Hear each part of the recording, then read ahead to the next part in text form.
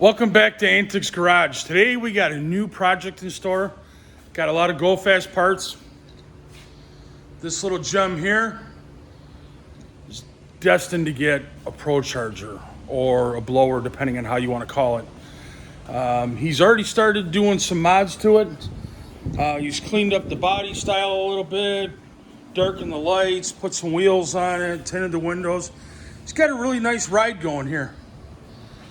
And then you get into the engine bay, you can see he started playing with a couple things, doing a couple little, things here and there to dress it up.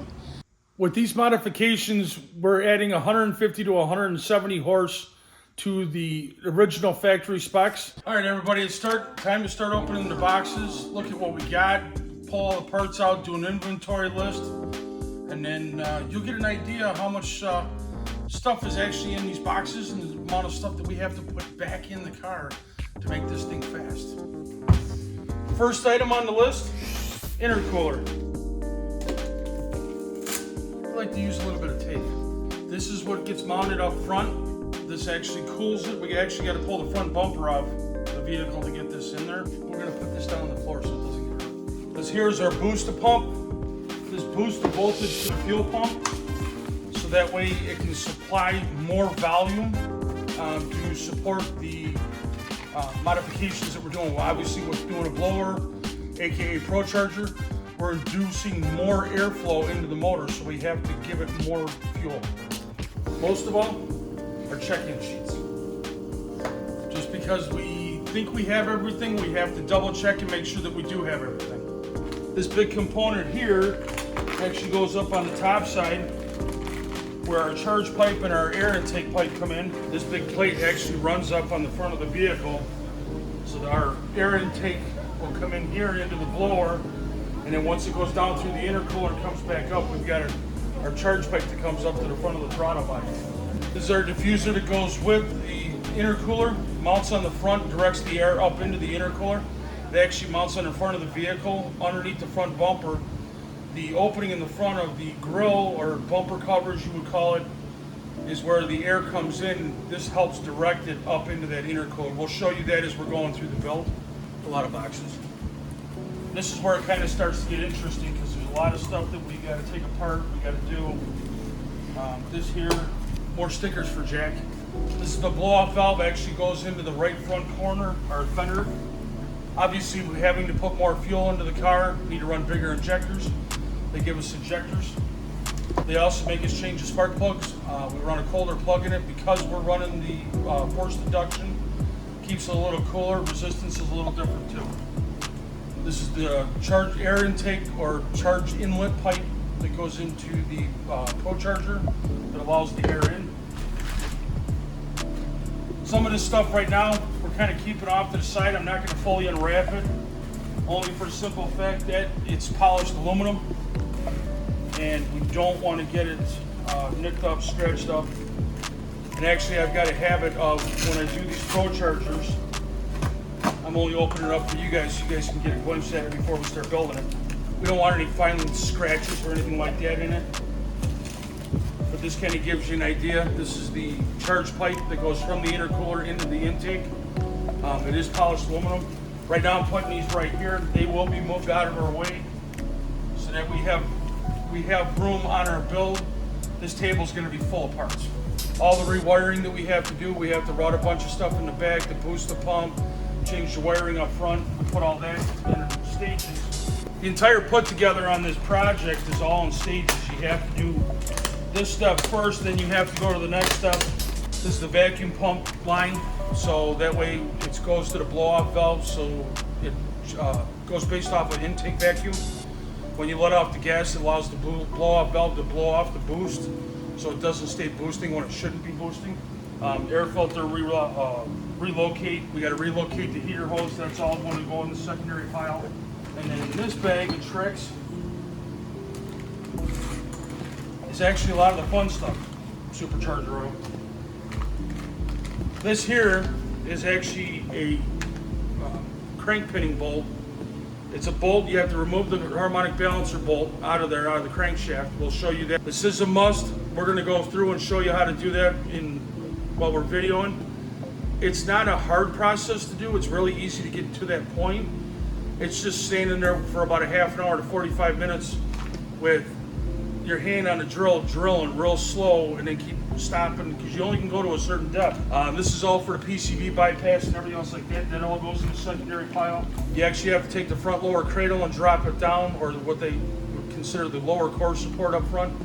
You have to take that out and drop it down in order to make room for everything else that we're putting in there. We're putting a whole lot of stuff in a really small opening, and it's really tight, but it's actually pretty cool. These are all of our mounting brackets, our belt tensioners, and pulleys, hardware kits. These are all our mounting spacers and stuff. You'll see it in the video when we're doing it. There's actually a rear bracket that we have to put on, then we have to put the front bracket on. Then we can drop the supercharger down and then bolt that up to the bracket. So those are all these steps that we're going to be showing you.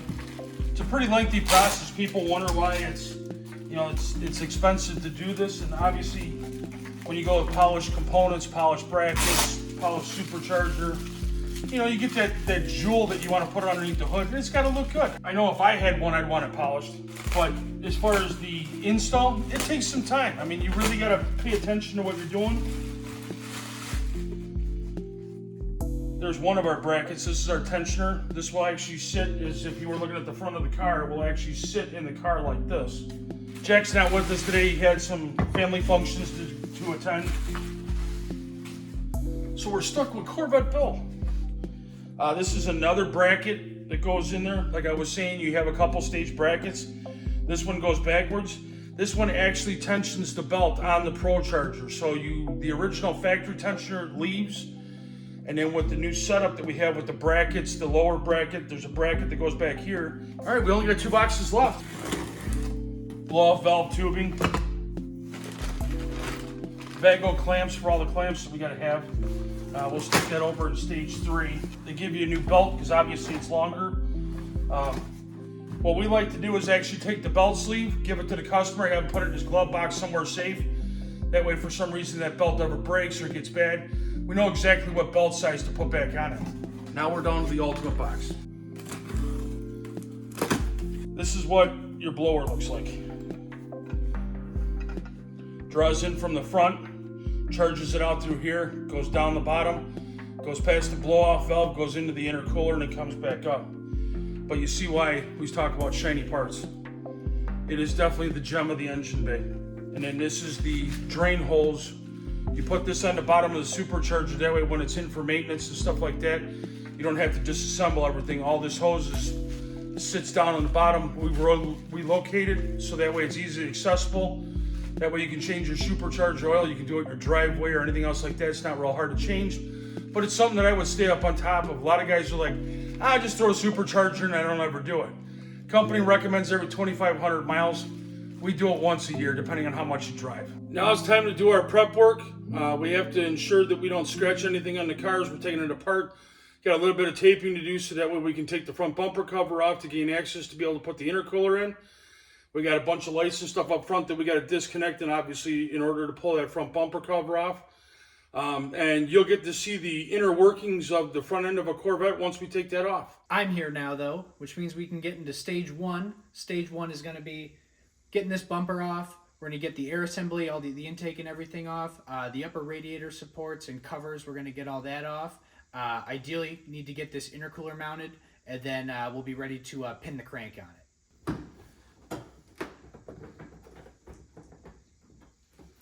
And then pop the corner right by the headlight.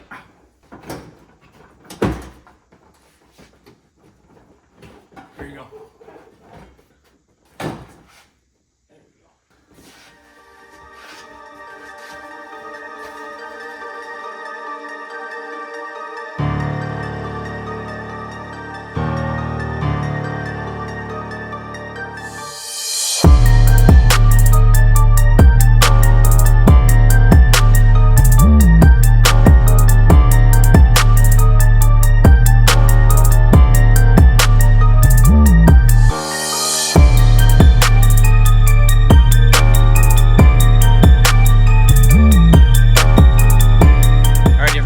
So we've got our lower core support blocked down, so you can see right there, it's got these little shims on it, or cylinders that'll bring the whole thing down so we can start mounting our intercooler. Now, Bill, any tech tips or comments about mounting the intercooler? Normally when I mount the intercooler, I measure in between the frame rail on the inside edge right here to the inside edge over there, find out where my center is. Then I take the intercooler, the same thing, outer edge to outer edge, find out where center is. That way everything's exactly centered when you go to put it together.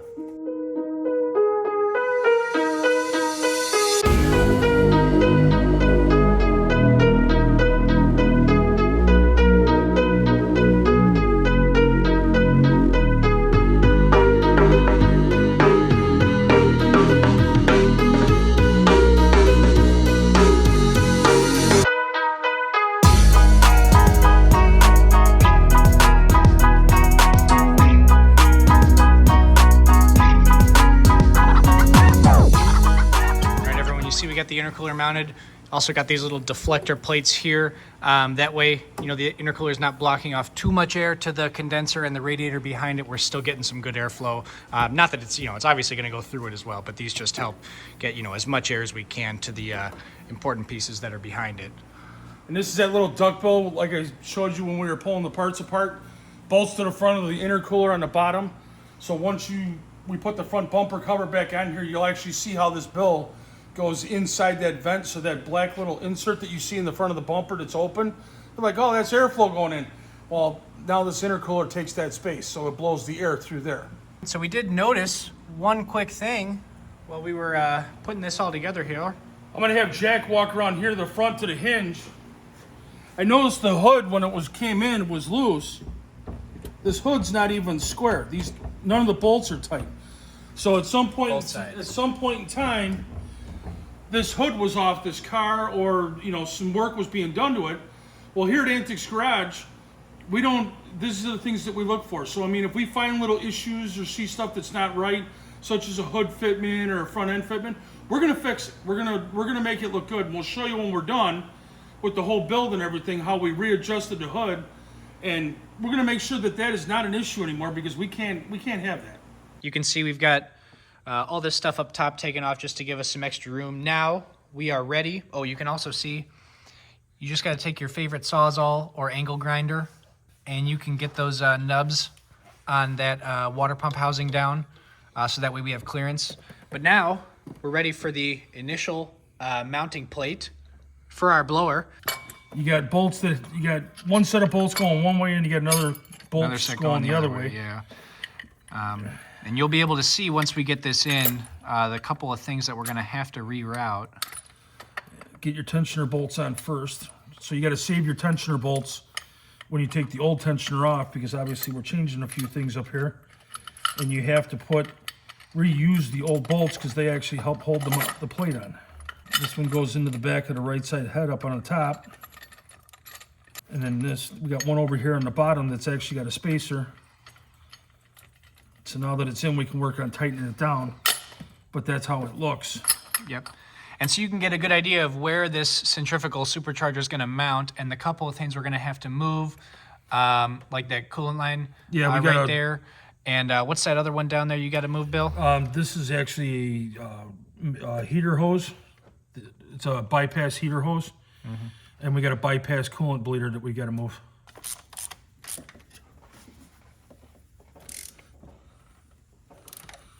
I think it'll be funny though, the first time he gets in it and thinks he knows how to drive it and everything. He's gonna realize it's a whole different car now. It's not the same car anymore. One cool thing to note, honestly, just the machining on everything is really nice. This kit is from, not sponsored, but it's from C6 Corvette, and they put these kits together for these Corvettes, and they are, interestingly, 50 state compliant, which is always nice. And you know, we definitely appreciate good machine work here.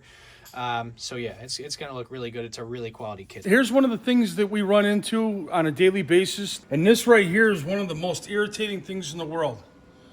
You put aftermarket wheels on the car, and then you put wheel locks on it, and they're great. They serve a purpose. I get it. I understand.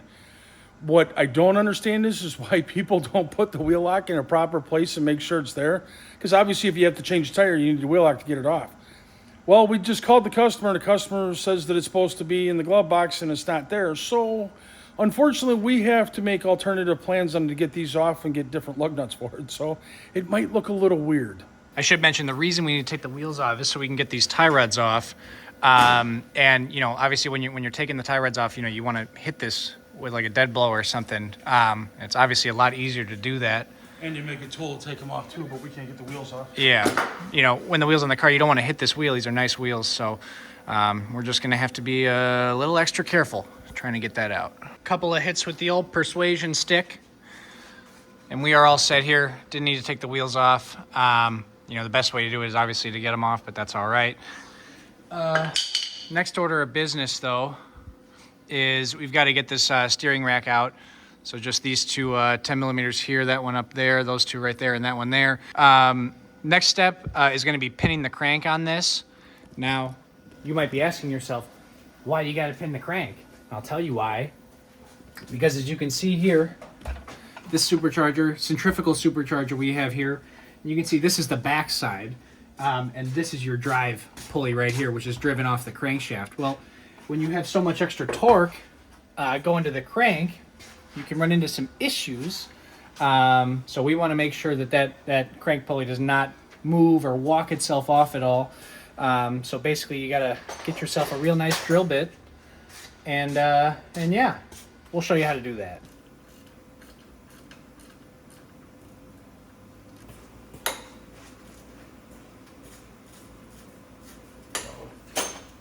Oh, that's fine.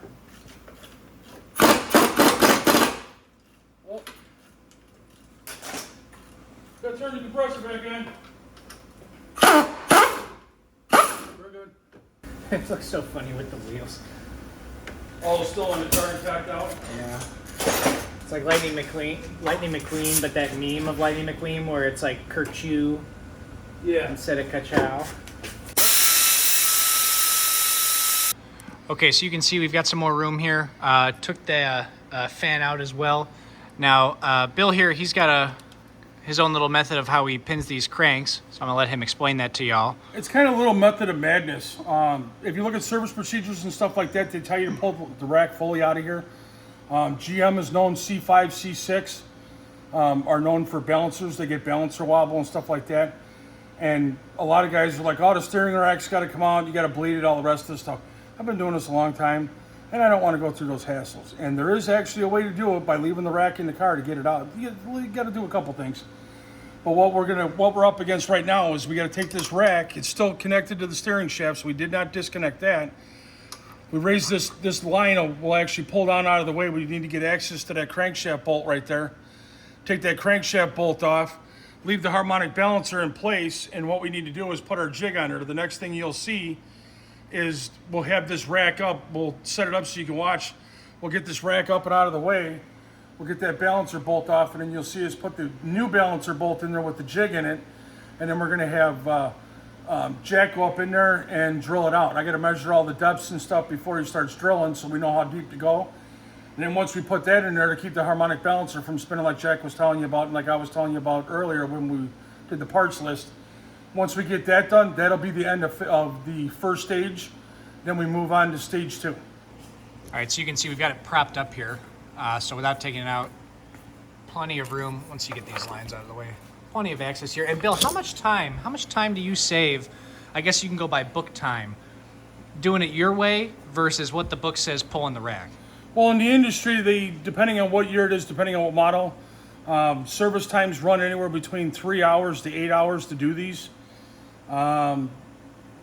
Good music, right night, probably get them done in about 2.5. That's a lot better than 3 to 8, I'd say. Yeah, well, it also depends on the age of the car, what you run into. I mean, there's a couple little variables. I don't mind doing these. All right, so we're getting ready to pin this crank here, and Bill's just going to go over the crash course on it real quick. It's honestly a pretty simple process, but it is very important. All right, this is what pinning the crank is. Basically, this is a jig. We take the harmonic balancer bolt out. This goes in its place, like I was telling you. The set pin goes in here, or keyway, depending on how you want to talk about it. And what it does is it allows the harmonic balancer to be, so it won't spin on the crankshaft. So what we end up doing is we put this in place of the harmonic balancer bolt, and this is the jig, so we know that we got a steady jig to drill through and do everything we need to do. Well, on the back side, it makes a little bit more sense for those that don't understand. You're like, what is that? Well, what it is if you look at this right here, see if I can set it up right. This inner ring is the crankshaft of the vehicle. It's the face of it. This outer ring right here, because it stepped out a little bit, is the balancer. So what we're doing is we're trying to create a keyway, and instead of notching it and filing it and all the rest of the stuff, they found a duplicate way of doing it, which is basically taking a drill and running it through. So now this acts as a pin, and we have a little pin right here. This is the pin that we have to put in. So what we do is we gauge our depth, we drill it. So then when we're done, we take this jig out, and this pin, say this is the face of the crank bolt, this pin goes in here, and now it locks it. And if you look at the end of it, when I put the drill bit back in, it actually, half of it is into the crankshaft, half of it is into the harmonic balancer. You can drill too far with this if you do not step it right. You can get into the oil pump and start creating issues. So it is super critical that you measure the depth and you only drill to that depth, and that's it.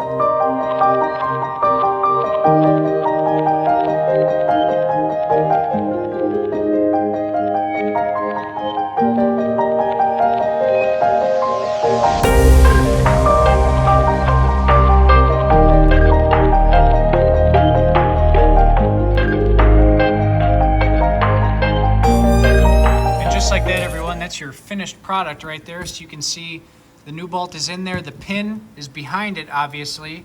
I only ruined one drill bit. You know, you really got to push super hard on it and go real slow for it to bite. But we got there in a pretty short amount of time, and it's good to go now. And just for the record, it was a brand new drill bit. Bought a brand new one, he killed that. And then I used an old one that I've used before, and that one cut through better than the one that wasn't good anymore.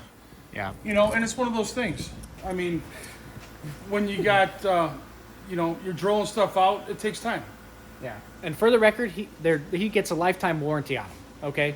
So I felt bad, but I didn't feel that bad. So, but we got there. We're good. All right, everyone. Now that we got all that stuff zipped back up under there that you just saw, the cooler and everything, because we got the crank pin. So everything else went back up. We're currently relocating our coolant lines and a couple other things. And at one point, we talk a lot about exhaust on this channel. And one point I wanted to make, these are stainless headers on this car. And you can see just how much you got to wrap if you're going to run stainless. You see that loom down there, or that line has exhaust header wrap on it. You can see everything back there has wrap on it. You know, so just something you have to do if you're going to run stainless headers on a Corvette.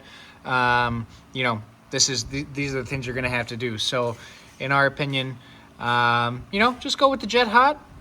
You don't got to do any of that. When the time has come, though, you can see we got our bracket set up. Tensioner's all good to go, which means it is time to install this. You can see Bill's just mocking up this belt here. We've got the bracket all set up on it, but this thing's going in right now. Little snag here, the realities of building cars. Let's see if I can show you this here. This little nub right there. You can see where that tensioner goes. Let's see if that'll zoom in or not. You can see just down in there, right there, right there. That's going to interfere with this belt on the tensioner. So we've got to pull this blower back off, cut that off, and then reinstall this.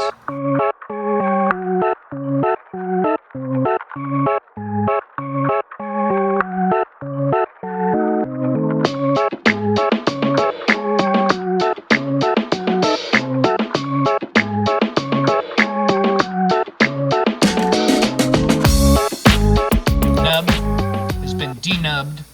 So now we can put our supercharger on.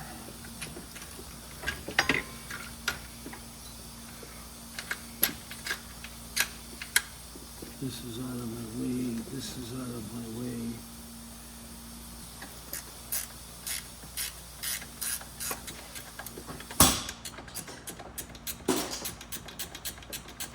Good try. There we go. There it is. Cooking with butter? Cooking with butter.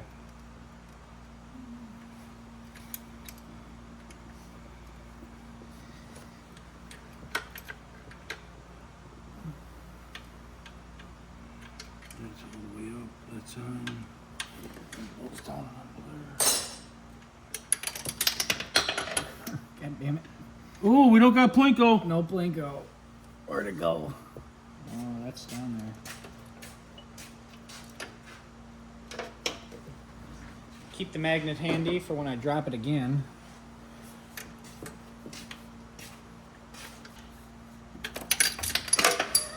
Plinko! That one went It went through. Assistance in aisle 1. Alrighty, everyone, we're starting to get some of our boost piping together. You can see Bill's messing around with the pipe that's going to be eventually connected to the wastegate, but you got to cut yourself an additional hole here. These cars obviously have the hole for the brake ducts from the bumper. This one does not, but you do have to cut an additional hole so that we can fit the piping as well as the blow-off valve. Blow-off valve is mounted. You can see that's the hole it's going to go through. Right now, we're trying to get this down pipe in. You can see it's going to come down. Bill's arm's in the way. Yep, Bill's arm's in the way. It's going to come down from the supercharger there and around and connect to that over there. Comes down, comes underneath the sway bar. The sway bar will go back up, comes over around the corner here, and it comes into this tube. And we're getting these silicone hoses ready. And Bill, you'll notice he's using glass cleaner. And he was telling me something. Bill, why do you use glass cleaner? I use glass cleaner because silicone spray still leaves a residue and stuff in the inside. So there is that potential for it to slide off. Glass cleaner with the ammonia, it dries up and makes like a tacky connection. Will not come off there. You put a clamp on it, even after you put a clamp on it, run this thing, do the dyno run and come back, try to pull it apart. It's like trying to pull two concrete blocks that use silicone together apart. They just don't want to move. Yep. So when you're installing boost tubes, anything like that with a silicone connector, Bill recommends glass cleaner.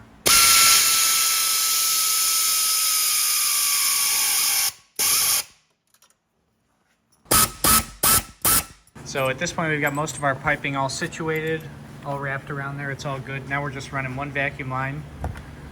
Bill, for the people, what is it? This is the vacuum pressure sense. So this hooks up to your brake booster. So when you're boosting, obviously you don't have vacuum, you got pressure. As soon as you let off, it notices the differentiation in pressure, opens the blow-off valve. Also, if you want to show these guys, on the end of this blow-off valve, you can have it blow off harder or softer.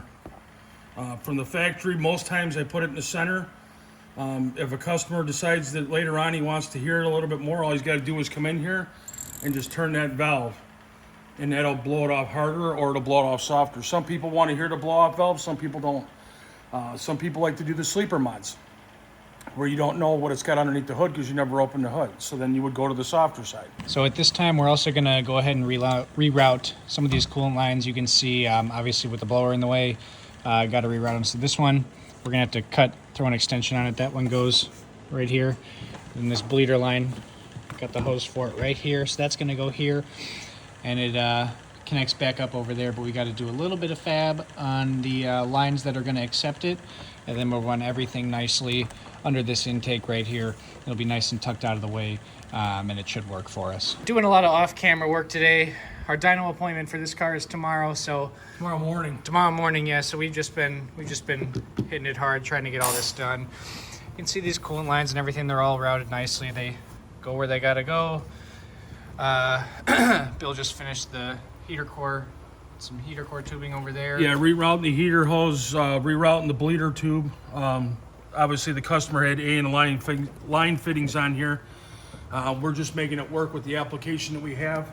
Obviously it looks pretty cool. You know, it's aesthetics that he already had. We're trying to keep it as best as we can, clean it up a little bit. Overall, now it's just all the tuck and finish and putting plates on it and stuff like that.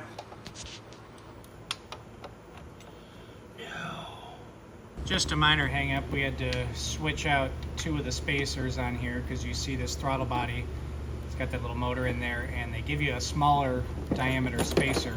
We had the bigger one up top, so it wasn't going to work.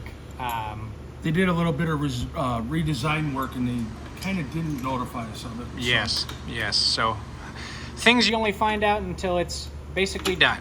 Alrighty, so you see we got those changed over. We flipped over that bottom one there and that one. The new plugs for this side are in. The wires are attached. Injectors are in. Injectors are in, because once again, colder plug, different injectors. Bill, what do you got going on over there? Right now I'm trying to relocate what the customer had originally installed. He installed a purge solenoid. Kind of looked kind of hokey in the beginning. You can see it in the beginning of the video. Right now I'm trying to relocate it. I don't like the way it looks. I give a care about how it looks. I want it functional, but I want it to look decent, not just thrown in the car. Gonna go ahead and start mocking up this intake pipe though while Bill's doing that. So you can see it's just gonna come from the top of the intercooler there, right to the intake.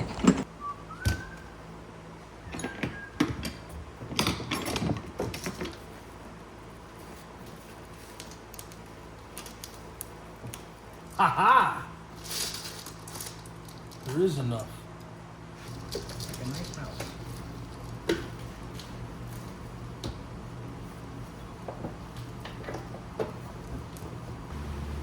That looks about right.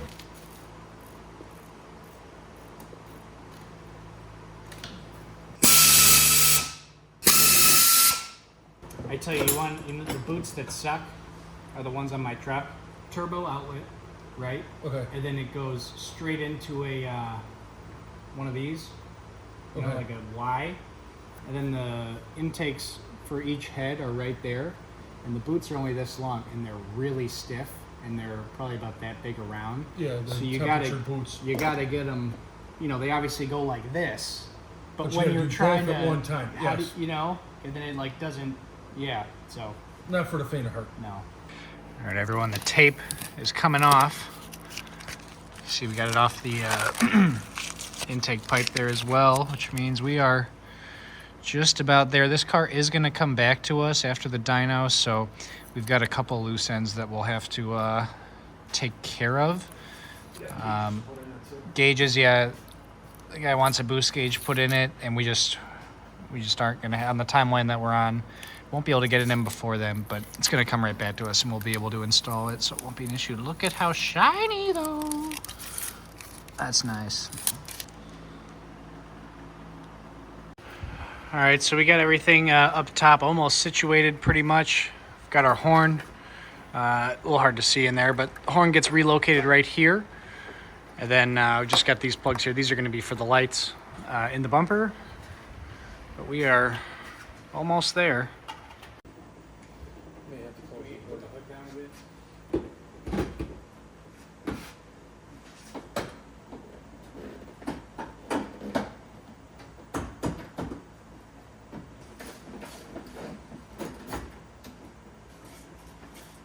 All right, everyone. Bill's at the front of the car, just clearancing the bumper for the intercooler. But we have to run the booster pump now, which is, where is it? Right there. On this car, it's going to go in the back, so we just got to take this mud flap off and this inner fender liner. It's just a couple 7mm, and then we'll be able to mount the booster pump up there, run a couple wires forward, run a couple back, and we'll be all good. Well, what I have to do is I got a real thin wire that I need to drop down, and it needs to go back, and then we got wires we need to pull forward. Well, a lot of times you got a single wire you got to put somewhere, wrap it in a socket so you got a little bit of weight. Doesn't matter what size socket, just something way heavier than what the wire is. And then just feed it down your hole. And what's that on the end of it? What's that piece connected to? This is a boost pressure sensor, so when the car's under boost, there won't be any engine vacuum, so it won't allow the blow-off valve to pop off. Once it goes back from boost to vacuum and starts sucking, basically the engine's drawing air in, you're off the throttle, then it tells the booster pump, it pulls it the other way. So it's basically a pressure sensor. And as you can see, now that we have the wire down, we're just using the old fish tape here. We're gonna run it all the way along the inside of this rocker here and all the way back. And this is what we're running back, right? Yes. And what is this here? This is the power wire we're gonna tap off the alternator. Tap off the alternator to give the booster pump voltage for when the pressure sensor tells it to pump and not pump. All right, everyone, the booster pump is connected. So you can see right here. All right, so you're gonna you wind up tying into the factory fuel pump power wire, this gray one here. And the kit, you gotta make these connectors. There's two of them, this one and this one. So you just tie into that ties into this box here. But you can see that's what it all looks like. It all gets hidden, obviously, behind the fender liner. But that's pretty much the last thing we gotta do. We still gotta oil the supercharger. But we are just about done. Just gotta get one more thing situated back here. We'll get this fender liner back in, and then we'll be just about ready to start this thing. This is how you know we're getting close. Just gotta squeeze all this in there. Just gotta put the You can see this is all safety pins in. rewired. This car is going to come back to us after the dyno. We've got a couple things to do, like I mentioned, so we'll straighten this out, make this look a little nicer, but it looks better than it did. So yeah, but that's pretty much it. It looks nice, huh? I like it. Yeah. You like it? Yeah, these are fun. We like it. And we thought our original plan, all right, we're going to get here. It's Sunday night, by the way. We both have to work in the morning. We're like, all right, got here at about 5 o'clock. About 9:30. We're thinking we'll be done. Well, we'll just zoom in on this clock here. And it's, we're a little past 9:30, but we're right there. Just got to get the rear fender liner back in, and then we should be good to light this thing up. All right, everyone, we pressurized the cooling system. Everything is back together. Moment of truth. Let's see if she goes.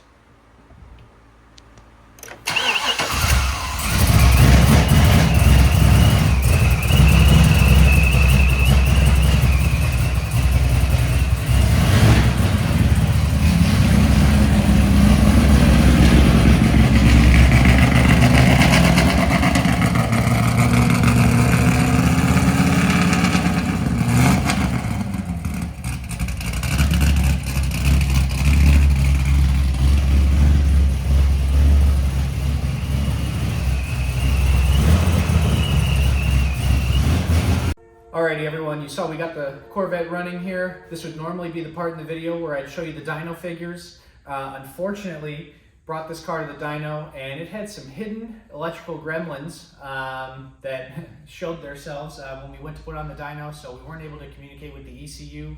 Unfortunately, our dyno is really busy. It's hard to get scheduled. So we're going to try to get in there as soon as we can to get you some numbers. Like Bill was saying in the beginning of the video, we expect to make anywhere from 150 roughly to 170 wheel horse or additional horsepower with these modifications. But since we can't use the dyno, we're going to be fixing the electrical problems in a part 2 video that's going to be going up soon. And then as soon as we can get you the dyno figures, we'll definitely let you guys know. That's going to be it for us tonight, though. Thank you so much for watching. Again, this install video, that's exactly how it should look. So if you put a Pro Charger in your C6 Vet and that's how it looks up front when you're done with it, then you know you did it right. But once again, thank you so much for watching. Hit that like button, hit that subscribe button. It helps us out more than you could possibly know, and we super much do appreciate all you guys for tuning in and watching us. But yeah, stay tuned for the next one, and we'll see you next time.